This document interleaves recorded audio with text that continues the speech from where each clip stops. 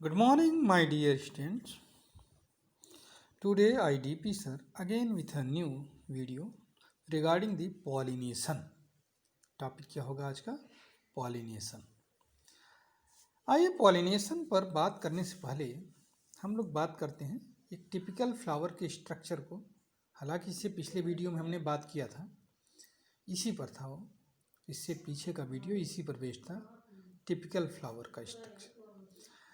अगर हम मोटे तौर पर देखें तो in a flower two necessary parts are present and these necessary parts are pistil and क्या है, स्टेमन, या उसी को कार्पेल एंड स्टेमन कहा जाता है. And two accessory parts that is calyx and corolla are present.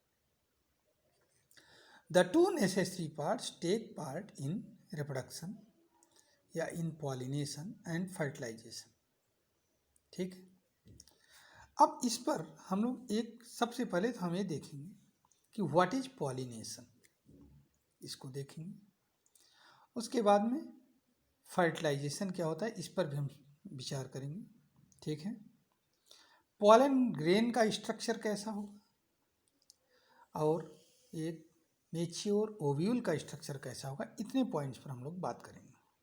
आइए देखते हैं. अब सवाल उठता है व्हाट इज पॉलिनेशन. तो पॉलिनेशन का सिंपल सा मतलब यही होता है कि transfer of pollen grain from the stamen to the stigma of the same flower और the stigma of the other flower of same variety, that is called pollination. मतलब पॉलन ग्रेन का ट्रांसफर या तो उसी फ्लावर के stigma पर हो जाए या किसी दूसरे फ्लावर के सेम वेराइटी के किसी दूसरे फ्लावर के स्टिग्मा पर हो जाए. ठीक. अब देखिए इसमें self pollination and cross pollination का एक वो आता है. सेल्फ पॉलिनेशन कब होता है कि when the pollen grain of the same flower reaches on the stigma of the same flower, that is called self pollination. If on the same plant also, if the pollen grain of one flower reaches on the stigma of the another flower of the same plant, that is also called self pollination. But if the pollen grain of one flower reaches on the stigma of another flower of same variety but of different plant, that is called cross pollination. Same variety का flower उसी पर पहुंचे लेकिन different plant पर हो, तो उसको क्या कहा दिया जाता है, क्रॉस पॉलिनेशन कहा दिया जाता है. ठीक है. इतना तो आपको क्लियर हो गया होगा सेल्फ पॉलिनेशन और क्रॉस पॉलिनेशन क्या होता है, what is self pollination and what is cross pollination. अब अगर हम पॉलिनेशन के बाद में आइए हम थोड़ा सा विचार करते हैं कि if we talk about a pollen grain, a typical pollen grain consist of an outer layer that is called axene, inner wall that is called intine, that is thin walled, outer tough ones, and at certain places the axene is very weak or thin, that forms the germ pore. 3 germ pores are here. And in a mature pollen grain, a tube nucleus is present and a generative nucleus is present. ठीक. When the pollen grain reaches on the stigma of the same flower or another flower of the same variety, then first it absorbs certain material secreted by the stigma or the present on the stigma, and then it starts germinating. अब एक बात और भी, अगर pollen grain किसी उस variety के flower पर ना पहुंचे, जैसे वीट का पॉलन ग्रेन राइस के प्लांट पर पहुंच जाए या मेज के प्लांट पर पहुंच जाए, तो वहाँ वो जर्मिनेट नहीं करेगा, नॉन वायबल होगा उसके लिए. ठीक है ना. जैसे आम का पॉलन ग्रेन मैंगो का गुआवा के प्लांट पर पहुंच जाए तो जर्मिनेट ही नहीं करेगा उसके स्टिग्मा पर. तो ये बहुत इंपॉर्टेंट फैक्टर. ठीक है. तो when the pollen grain reaches, it absorbs certain sugary material or chemicals then starts its germination starts. The germination takes place through germ pore with the help of tube nucleus. Tube nucleus helps in the formation of pollen tube. Now the pollen grain move towards the pollen tube, proceeds to the unfertilized ovule. ठीक है, अब आइए देखते हैं unfertilised एक typical ovule का क्या structure. If we see about a typical ovule structure of a matured ovule, then we find that it has egg apparatus. It is known as egg apparatus. A typical egg apparatus consists of 3 antipodal cells which may faces toward the nucellus. ठीक है, 2 synergids and 1 egg cell surrounded by synergids which faces to the micropylar end and 2 polar nuclei. ठीक.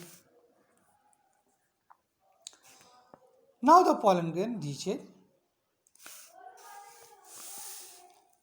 the pollen tube, proceeds further towards the unfertilized ovule chemotactically. कैसे होता है? chemotactically. In the meantime, while the pollen tube proceeds towards the egg apparatus, unfertilized ovule, the generative cell divides into 2 male gametes. ठीक है. Now this pollen tube together with a tube nucleus and a male gamete proceeds towards the unfertilized ovule. When it reaches to egg apparatus, it is assumed that, or it is true fact that the pollen tube secretes certain enzymes towards its tip and a pore is formed. Through that pore, the 2 male gametes are ejected in the egg apparatus. In this ejection, one of the synergid get damaged. ये जो synergid है इसमें से चाहे इधर वाली damage हो जाती है या destroys. Both the male gametes are set free into the egg apparatus. One of the male gamete fuses with egg cell to form zygote, and another male gamete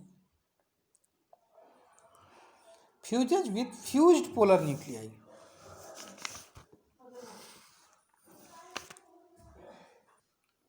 ये दोनों मेल गैमीट हैं. Now these 2 are male gamete. Enters. These 2 are ejected inside the egg apparatus forcefully. In the meantime, one of the synergid destroys. Both the male gametes are set free into the egg apparatus. One of the male gamete fuses with female gamete egg cell to form zygote, whereas another male gamete fuses with fused polar nuclei to form a triploid cell. What is formed? Triploid cell. ठीक है, and it gives rise to this polar nuclei after fertilization give rise to endosperm, whereas the fertilized egg forms the zygote. ठीक है, क्या बना देता है? Zygote बना देता है और फिर एम्ब्रियो में डेवलप हो जाता है. ठीक, ये है पूरा पॉलिनेशन का एंड फर्टिलाइजेशन. नेक्स्ट वीडियो में हम डबल फर्टिलाइजेशन की बात करेंगे, लेकिन अभी नहीं, नेक्स्ट वीडियो में. ठीक, thank you and have a nice day. इस वीडियो को आप देखिए, लाइक करिए और अपने दोस्तों को भी बढ़ाइए अगर लगता है कि ये कुछ फ़ायदेमंद है तो. Thank you.